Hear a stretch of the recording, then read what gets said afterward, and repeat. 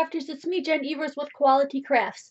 And Amy Love here on YouTube is having a birthday challenge giveaway. And the really cool thing about her challenge is the fact that she is not allowing anybody to use die cuts or die cut machines, meaning no Silhouette Cameo, no Big Shot, no Cuttlebug. So this is, for me, is a real challenge because I usually use one or the other or both when I'm creating cards. So let's go down to the desk and see what I come up with. I pulled out some of my older tools to put this together, and I cut my card at a regular A2 size, which is 5.5 by 4.25, and that's already folded and ready to go. I wanted to put this as the background, but then I ran across my wooden one. Where did I put that now? Here it is. Looks like this. It's really hard to see on that acetate. But what I'm going to do is use the wood for the actual first background straight on here, and I can't see where I'm stamping it because, as you can see, no matter which way I lay it, it's only going to cover about half of it. And then I'm going to have to restamp here. So I put it on this, used my trusty cross, which is basically my Stamp-A-Majig homemade. So I'm going to do this in a dark brown.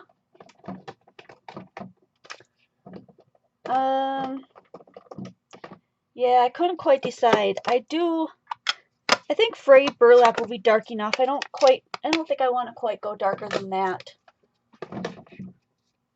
So I'm going to ink up the stamp, and we're going to end up stamping this twice, and I'll show you as I go. Oop, I always keep these I keep inside so that I can use these tools for putting ink on.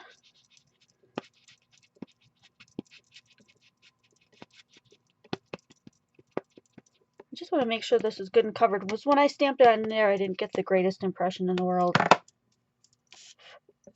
Alright, so I'm going to use this so that I get it placed exactly where I want it. And I had it sitting this way. So that way I get the placement of where I want it, and I move this, and then I keep the cross where it is so that, whoa, that I can put it down and stamp it in the right spot. Okay, then I can take the cross away. Ooh, a little bug in there. Caught him. Okay. Oh, I was a little bit off. I bet something moved on me. Well, let's try it again anyway, because it won't matter. I can fix that when I'm actually creating the rest of the card. So here I'm going to line this up so it kind of matches with that. I don't know if you can see that really well. Yeah, it's really hard to see on this acetate, but trust me, I believe that's the right place. So I'm going to go ahead and put, oh, you know what? My paper is moving. That's what it is. I moved the paper. Okay, let me just realign here. Make sure that none of that moves. Put my cross down. That's where I'm going to put it. So we'll re-ink again. I have nothing underneath, so I'll just have to wipe that up later. And I'm going to ink this way. So I really only need like the top half done. That way I won't get ink all over everything.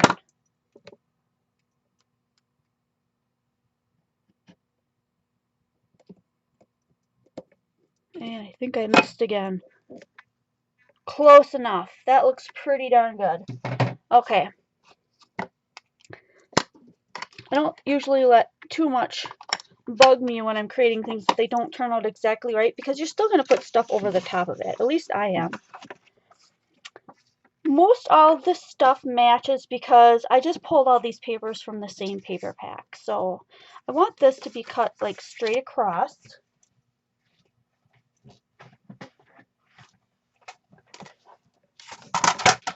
Bring in a piece of this. I don't know about how wide. Let's just take a guess. That looks good. And I'm just going to cover up that like marking that I made there, so you can't really tell that it's totally crooked. Nobody will be able to tell. And that just makes it look like I made it that way on purpose. And now what I'm going to do is I'm going to rip this paper across up here so that then I can rip it in half. as close to in half as I can, because I want to put some of it coming out from the bottom, and then a little bit of it coming out from the top. So we've skipped all the dies and the die cutting and that kind of thing, and we've gone straight to paper and stamps, basically. And then I'm going to take these really fun little things, take advantage of the paper, because paper, there's just so much fun stuff on it. And I'm going to take advantage of that and use some of these to put on the card. To bring in some of the colors from this paper, I got an ink that looks like the green. It's called Peel Paint, and it totally reminds me of the old olive. I think that was Stampin' Up color, old olive. And so I'm going to bring out that tool that I was telling you about. And all it is Velcro. It sticks to this, which is just little pieces of felt. And then I use it to just rub it into my ink and then rub it onto things. But I'm going to put it on the edge of these papers to bring in a little bit more of that color so that this doesn't look all washed out. Making cards is about being creative, just making things balanced. Odd numbers are good, typically. And, you know, live with your mistakes. You know, the little 2 mistakes I made, nobody's going to know that because they don't know what I had in mind when I started out making my card. And maybe I didn't even have in mind what I wanted when I started making my card. So it's really, none of it makes that much of a difference. Now, the glue I'm going to use is just, I bought this little bottle, and I just put Aleene's tacky glue in it, and that's all it is. And I add a little bit of water just to make it runny enough so that it'll come out of that bottle smoothly, quickly, you know, because I don't want to wait. I am not the queen of patience. So I definitely want things to just be ready when I'm ready. I'm gluing these pieces together. See, now that color is really coming off the page. That's pretty cool. I think I'm going to do the same thing. Make that background pop by doing the same kind of edging. Edging always helps. So I'm going to come back in with frayed burlap and just do some edging, you know, darkening of the edges.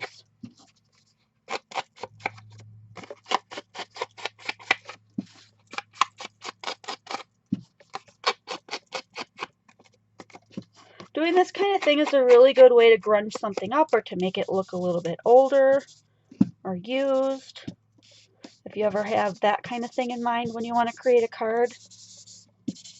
So now just using that wood as a background, that's already a super start for a masculine card, which a lot of people have problems with making. That is really cool. That's how I do like that. And so this is the time where somebody had once told me that I should just commit. So I'm going to commit to that.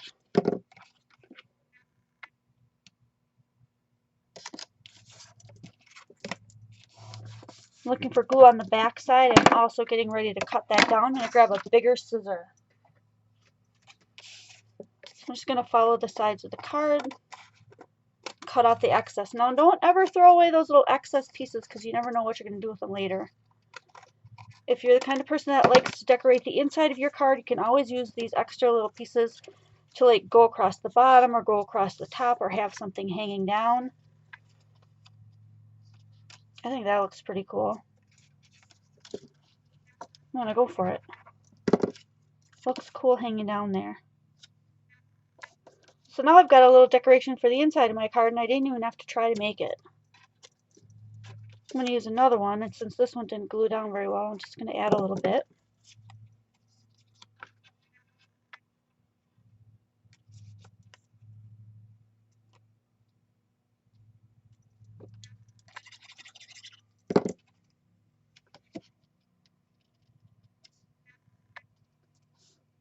Put 2 of them down there. That looks cool.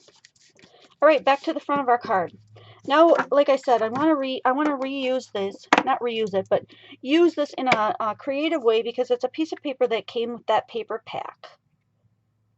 So I'm just going to take my scissors and cut out the ones that go along with the colors, that pull in all the colors and add another color to it. I really like the way this Thanks pops out, so I'm going to go for that one. Trying to cut right down on those lines so I don't ruin the other squares around it, because I might want to use those too later on.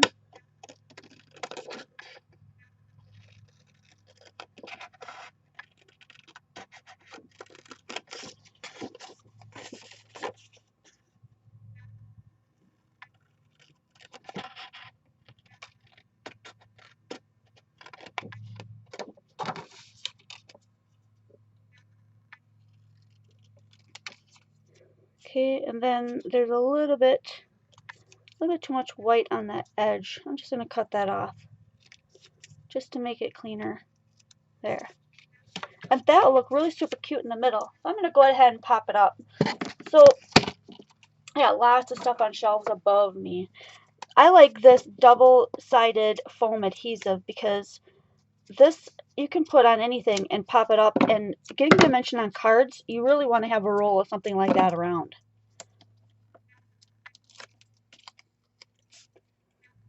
Now, I'm trying really hard to eyeball.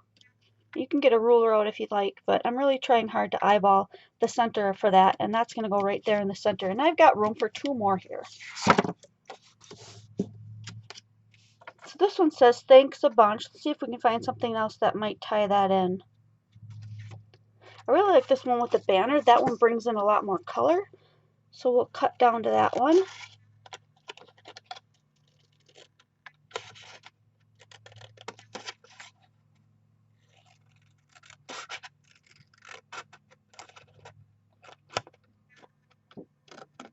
When I make cards, I tend to I tend to plan for the sentiment if I'm making a specific card for a specific person. When I'm not, I tend to plan the card around how it looks and how it feels and how, you know, what I'm putting into it, how the layout is ending up, and I nix the sentiment, because I can always add a sentiment later on when I'm running out the door and I need a birthday card or I need some other kind of card. So, hello friend, thanks a bunch. It's a good day. That would totally work.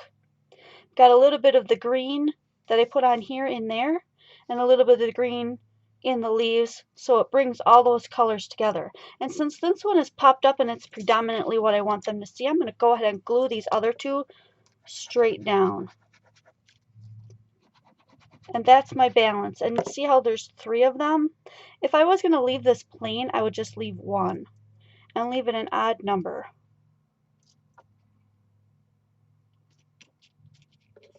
But since I'm adding more, I'm adding 2 more, 1 on each side, to not only balance this whole part out, but 3s and 5s always look really good in a group.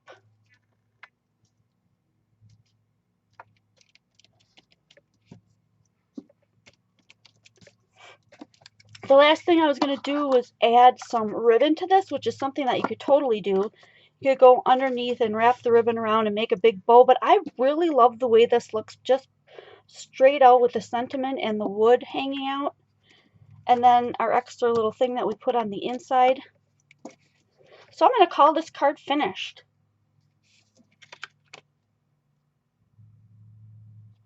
As always, I'll leave some clear pictures of this at the end, and I hope you guys enjoyed. Give me a thumbs up if you did, and share it with your friends, and I'll see you guys next video.